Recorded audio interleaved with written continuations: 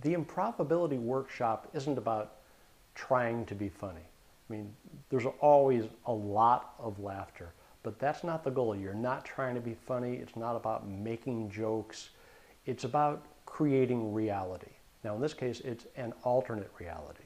But the reason people laugh at pure improv is not because a joke has been made, but because a mirror has been held up to their lives that so accurately reflects what they have considered to be their own unique personal experience that only they have had, and automatically that's funny. So how can you use this in everyday life? Because that's what this particular workshop is for. This is about rewriting your daily life. I'll give you a real example. A little while ago, I went to a supermarket in my neighborhood. I won't name the supermarket, but it's called Ralph's. And I went to Ralph's to pick up a prescription at their pharmacy that's inside the market. Now, at this particular Ralph's, you've got the pharmacy and you've got a very small space where people line up to get their prescriptions, and right behind that space is the produce aisle. So it's a little bit confined quarters. So I got in line to pick up my prescription, and there was a woman in front of me taking care of her prescription. And I stood at a respectful distance behind her as much as I could without being in the produce aisle. And she turned to me suddenly and she said, "Do you mind? I'd like to have some privacy."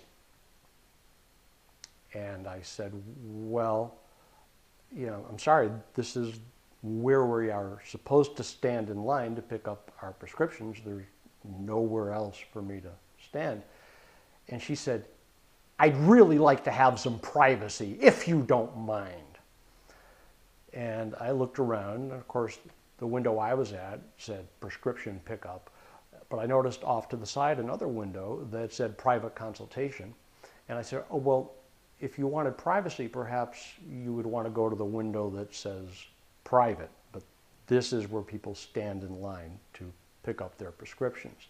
Now, this is the kind of encounter that everyone has had in one way or another. And this is a woman, I'm sure she goes through her life spreading her unhappiness to others. Clearly, an unhappy person. She probably has 10 encounters a day like this. And I think her unspoken, unconscious objective is to share her misery with others.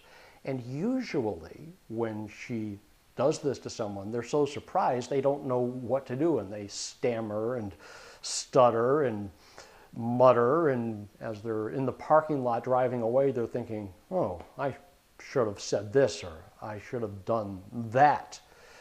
And one of the things that's really crucial in doing improvisation, and especially in my Improbability workshop, is identifying your objective in any given scene or encounter.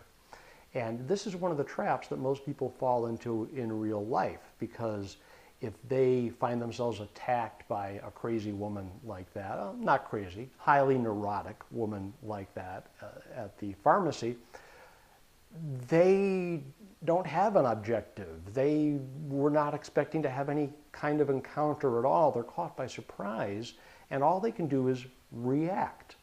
And that's one of the big traps. And especially as you get older, you find yourself reacting to life around you rather than taking action, rather than being proactive, rather than having more control over the everyday parts of your life.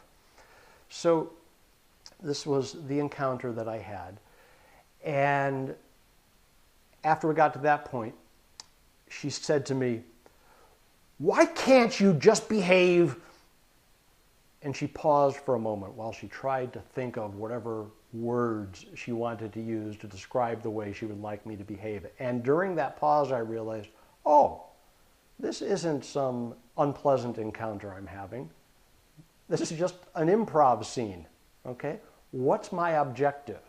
And I realized very quickly my objective was not to accept her misery. My objective was not to be sucked in to whatever unhappiness was being inflicted upon her. So she said, once again, why can't you just behave? And she paused, and I said, the way you'd like me to behave? And she said, yes, exactly. And I said, no, I'd prefer to behave the way I want me to behave. So I think I'll do that, and you can behave the way you want to behave. And she just stared at me and turned back around, didn't say another word. And I tell this story not to demonstrate, oh, look how he put her in his place. I'm sure I didn't make her feel bad. She felt bad enough already to be so unhappy to pick fights with strangers. I'm sure her opinion of me was not elevated. But the important thing for the purpose of this conversation is that she did not ruin my day. She didn't upset me. She didn't make me feel bad. I didn't get angry. I simply recognized this is an encounter with another person. And I can simply react the way they expect me to react. Or I can react in a way that perhaps is more healthy for me and more beneficial for me and more enjoyable for me.